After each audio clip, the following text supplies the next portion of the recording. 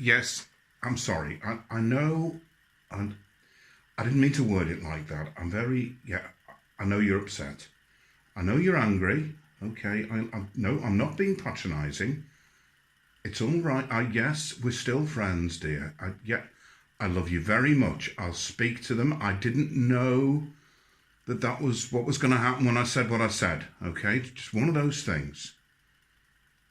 Okay, and I can't call you Jerry. No, all right, I won't. Okay, right. I'll speak to you very soon. I'll speak to you very soon, Mr. Van Pelt. Thank you very much.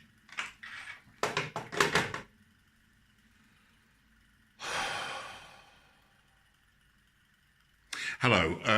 As you know, I'm Idlespin, and sorry about that. And it's thrown me a bit. Where was I? Ah, yes. I'd like to say thank you for all the people that have subscribed and all the positive comments and all the positive comments on Reddit. Thank you very, very much. And so here we are with another video. I'm gonna start though not with a spinner. We are going to move on to one, and this is the razor that I kind of use every day. It's a double-edged razor. Gives a very nice smooth shave. I think it's a Mueller handle and Jaeger head, 89 I think it is, and I'm happy with that. I don't know a great deal about double-edged razors, but I know enough to see something and know that it's different. So I was in a charity shop just a few days ago, last week, and I found this. And I don't know if you can see what's written on it. It's got a lot of plating wear. There's no cracks on the barrel. Some of these do come apart as 3-part. This one doesn't want to. This is this comes out once you unscrew it. Okay, let me try and demonstrate that. There we go. And you can see it looks like an open comb razor. It's not. And this was made in the early 1940s, and it's an Eclipse red ring. And it probably would have had a red painted ring along there. It's kind of revolutionary in many ways because, first of all, it was adjustable. The adjustment is not too prominent. There's no clicks on the barrel. There may have been at some point. The other neat thing is the base was magnetic. So if you've ever shaved and found it difficult to pick up a razor blade from a tiled surface, that's kind of ideal for, just doing that. I'm not getting a razor blade out now because knowing me, it'll be all over the place, or I'll be all over the place. Anyway, I actually walked out of the shop, had a little bit of a think about it. Thought, do I need now? Oh, go on then. So I went back in. I said, go on then. How much are the razors? £5 each. She was northern. Lovely lady. So I said, well, I'll tell you what I said. How about we do the 2 for £7? Yeah, all right, that's not a problem. So I walked out and I got the razor and I thought I'll go and look it up on the internet, and it looks unusual. I don't know whether I can shave with it. Well, if you're familiar with double-edged razors and the brand Eclipse, you'll know it's an English brand, and you'll know they were made in the 30s, 40s and 50s, and you'll know that for many people this is a grail. And, well, prices are somewhere in the region of about £200 plus, depending on condition and depending on whether it comes with a case or not. It's possible this may have had a leather case, I'm not sure. What I'm going to do with this is not sell it, which is a little bit of a bone of contention in our house at the moment. I'm going to send it off to Dave in New Zealand, and I'm going to have it replated and the red ring put back on, a little bit of a general service, and it's going to go into the rotation because I want to shave with this. It just shows you that with a tiny little bit of knowledge and very little money, there are still bargains out there to be had. On the subject of bargains,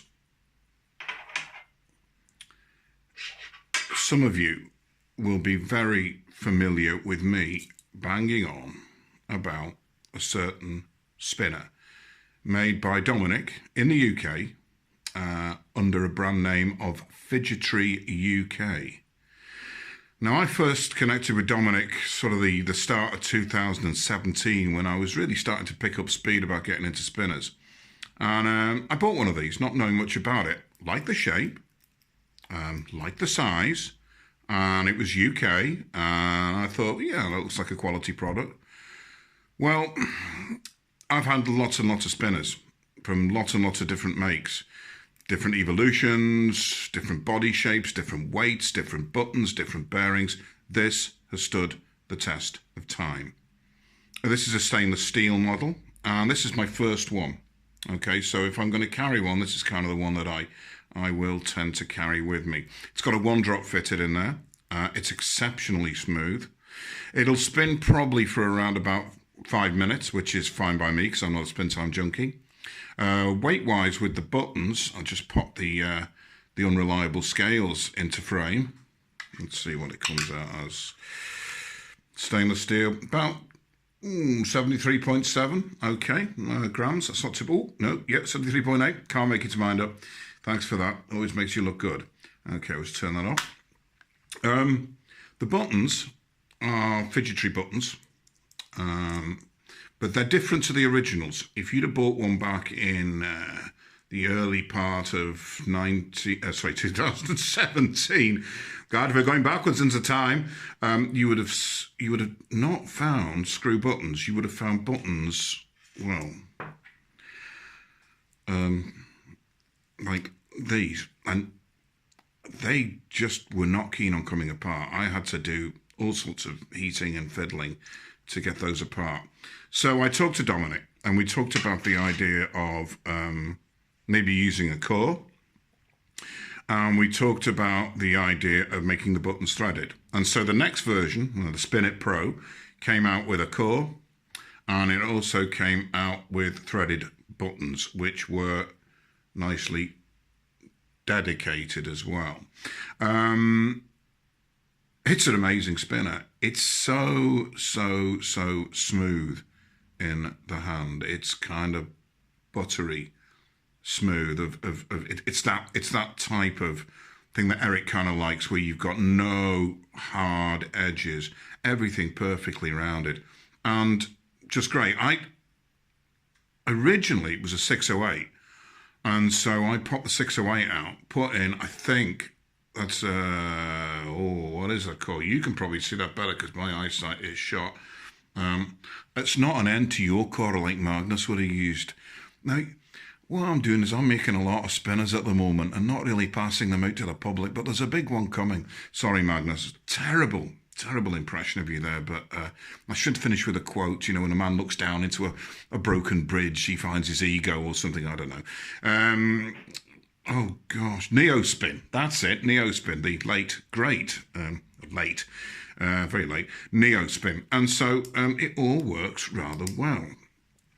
And I've never had the opportunity to get one of these on camera. And as far as I am aware, this is possibly the first video review of this. I don't know. Prices are a bit irritating if you live outside the UK because you've got to factor in postage. But if you can handle that, every now and again, Dominic does a little sale. And over the last few weeks, these have been going on his Etsy site at ridiculous prices. £14 for this incredible spinner. And it is just an absolute joy. You could spend all day with it. And again, it's 50. Yeah, I'm not going to get the calipers on it. It's 50 millimeters across. It's a tri, and it's fantastic. Now, if you kind of like that one, you might want to consider possibly a copper one. Copper, hey! Oh, yeah. This one has been fitted with some Rev Punks that I've had to remove the logo off them because I just, a bit like that. Great buttons, as you know, I mentioned in the last video. And so with the Rev Punks, you've got a slightly shallower concave surface for your fingers, but a slightly wider button, giving a perfect grip. Just perfect. And all day, every day. And that is going to patina superbly. Okay. When you get one, it's going to come with a nice little branded fidgety pouch. It's box, and this you can see is the gold one, and this I am told is real gold plate. And I, at the time, thought, wow, you know, that's different to brass, bronze. You know, there's not too many of this kind of spinner out there. Dominic is working for another design company at the moment, and he keeps his own design company running as well. But I'm not sure for how much longer that's going to be. So if you do want to grab one of these, just wait until he reduces them and then just hits it hard. I have 6 of these spinners, 2 in the gold, 2 in the copper, and 2 in the stainless steel. Actually, I tell a lie, I have 3 in the stainless steel. This is the stainless steel, another one of the stainless steels there. Because to me, it's iconic, and I love the Voda, I love the Atrium, I love lots and lots of spinners, but, you know, if I was stuck on a desert island, I'd kind of miss this. So just in case anything should happen, you know, I've got my OCD backup there. Okay. It's worth looking at that design idea, really, because the smooth rounded edges appeal to some and, you know, don't appeal to others. Some people like a spinner that hits hard, like, you know, a bar. For example, a pressure bar. You know, that spins brilliantly. It's going to hit you a little bit harder. It's not that the edges are you know, are not chamfered, and there's no attention been paid to it. It's not that at all. It's quite simply that this has this round finish. I kind of like to compare it to the TI Rose. This is in TI, and immediately I can tell straight away that we have a difference in terms of weight. And this is a cracking spinner, really. I was a little negative about the way that it might be a bit slippery and you miss a spin, but I'm not finding that anymore. I don't know why that is, but I'm not. I think I probably needed a period of adjustment to it. It came obviously in silver titanium, and I flamed it the sort of gold colour, and then flamed the buttons as well. And it came out okay. So I kind of think that the aesthetic, it's not quite as rounded. But if we want rounded, then I suppose we need to go for something like, I don't know, the bubble. The bubble. Now, the bauble, which I photographed at Christmas with some Christmas bubbles, was just great. My niggle, and it is a niggle, and they do provide really, really good grip, is the, it's just this, it's kind of the roughish feeling as you move down the steps into the concave in the middle. And I don't know, something bothers me about the aesthetic of those buttons and the feel a little bit. It's not rough, I don't know if you can hear that, but it's catchy, okay? But the spin is fantastic, simply because you have that same, you know, catch it anywhere, very, very easy to regenerate body, and it's very comfortable.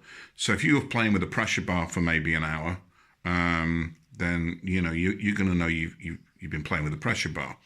This you could probably get away with for maybe a lot longer, because it's going to be very, very easy to,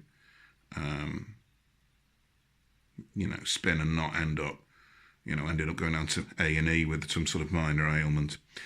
Okay, so that kind of those, in some way they're related, but what's the weird thing is, there's something like this, the Spinet, came out years before this. And I'm probably missing some usual suspects that you're going to turn around and say, hey, Idle, you didn't mention that one by, I don't remember. Anyway, so there we go. Nope, let's pop it there and pop you back there and pop you back there. I said that I'd try and mention some, I mean, again, it's not really a review, is it? Yeah, get the calipers out and go, okay, guys, we're going to slow the frame down, spin, let's see how long it goes. I've got the stopwatch there. Actually, the stopwatch there is just purely because I want to run down the I want to run down the mainspring on it because it needs a bit of a rest.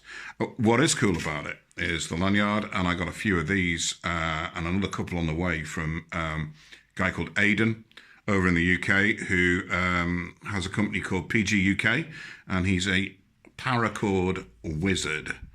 And I've got all my pocket watches not on gold chains or silver chains or anything like that. I've got them on his lanyards because there's no wear and tear. As you can see, no abrasive surfaces, and they just add a stunning colour combination to my eyes and bring something old and classic to life with a modern twist.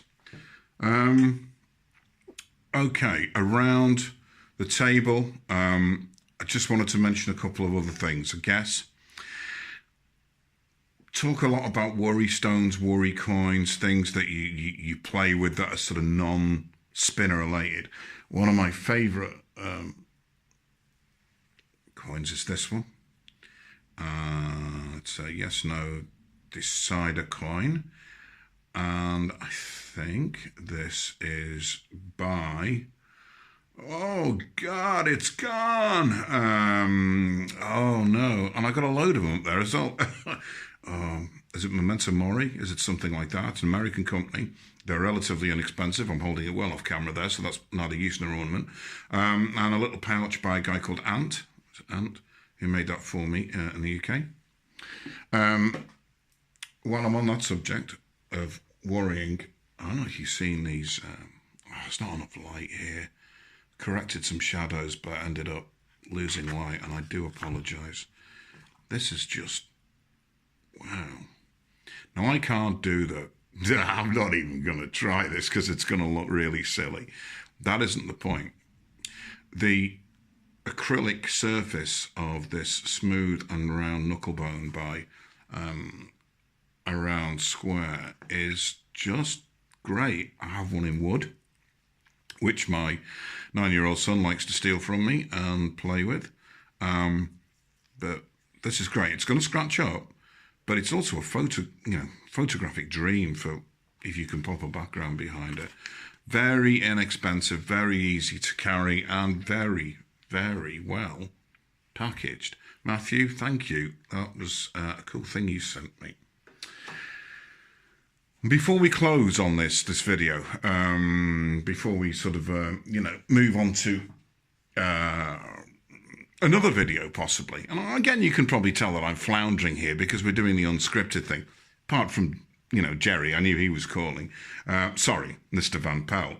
I thought we'd look at some other EDC stuff that I tend to. Well, I'm going to be carrying today later on when I go out. So stay on the leader. Right, okay, here we go. Self-indulgent. I'm a massive fan of Visconti pens. This is not a fountain pen. I do have the lava fountain pen. This is just a ballpoint, and it's a stormer. And the other great thing you can get with Visconti is you can sort of personalise the tip of the pen here. I've got a little blue stone in there. Superbly well made. Great, one of these clips that's not going to snap off on you. The barrel is made apparently from lava, or a composite of lava that's sourced from Mount Vesuvius. It's warm and it's smooth, and it kind of it's very, very comforting in the hand to write with. The fountain pen's a little bit bigger. And I have it in the, got that in bronze, but that with a little case, and obviously I've got cases, I carry quite a bit and use. So that's that. Of course, in this country, the United Kingdom, knives are a little bit of an issue. This is a Spartan. It looks like it's going to be a flipper, but it isn't going to flip. It's a two-handed opening folder, S35VN, and this has been through the wars. This actually started out as blue, and it was the blue anodized version. It's titanium, and it fell on a fire, and I had to kind of take it all apart, restore it. But I didn't do a full sharpening on the blade simply because it just didn't need it. It has withstood all sorts of a battering, and just looks like it's virtually new. This is probably my favourite EDC knife. It's the Spartan Nymph is not a cheap knife. It was considered slightly revolutionary at the time because of the sort of the locking in inverted commas mechanism, but it is UK legal. Trouble is, these days, I suppose if you start walking around with this, you know, Mr. Plod may well be inclined to take it off you, and you know what he'd do with it then, I've no idea. But it is a pity that, you know, people who carry knives for cutting things in legitimate uses are being, you know, prejudiced against by these, what can you say, utter arseholes. Okay, so if you do fancy a Spinet and a little bit of history, and you fancy something that is not going to break the bank, that is still contemporary and modern, and spins like a dream, then you can go over to Etsy now and have a look at, you know, Dominic's shop, and I think they're back up to full price. But at some point, he's going to drop them, and when he does, that's the time to strike while the iron's hot. Okay, so I've got a few things that I need to go and do today. I've got to wait for another phone call, and then hopefully later on in the week I'll get time to do some more vids. I want to do a Wusa special. I've got a few of those, and I'd also quite like to do a something on the atrium, because that's long overdue. And just look at where it sits. Sorry, not the atrium, the attic, and look at where it sits within the Unquiet Hands range, and also with other tri-spinners. I described it at the time as being oh God. I described it at the time as being a cocoon killer, and yeah, I guess in many respects it possibly is, certainly price-wise. Okay, I hope you've enjoyed this. Again, it's messy. Again, it's one take, but there we go. Okay. Thank you very much again to everybody who has shown their incredible support, and I hope you have a wonderful day. I'll see you soon.